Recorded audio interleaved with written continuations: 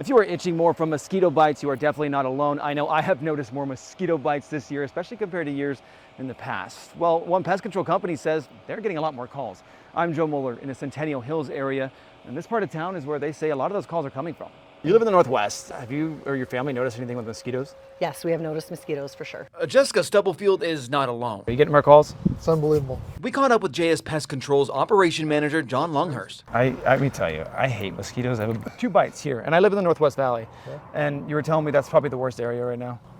I can't explain it, but 80% of our calls are in the Northwest to Summerlin area. After a spike in requests last year, they now started treating for mosquitoes this season. Phone's ringing off the hook. How many calls a day?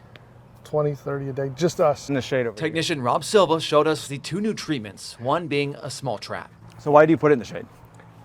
Generally because that's where they mostly like to be. We have a water, a screen, and like an additive in there that brings the mosquitoes to the trap.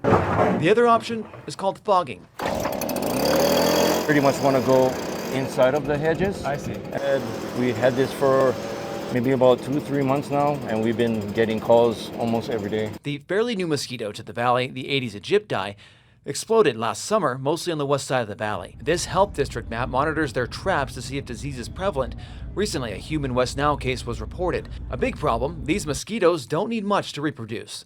Bottle cap of water is all it needs to breathe. And that is crazy. It only takes this much water. Dumping any standing water can help. It's one reason I came from the East Coast. It's a problem that many, including myself, are buzzing about. If you're like me and you get a mosquito bite, you probably complain about it a lot. Your family talking about it? Yes.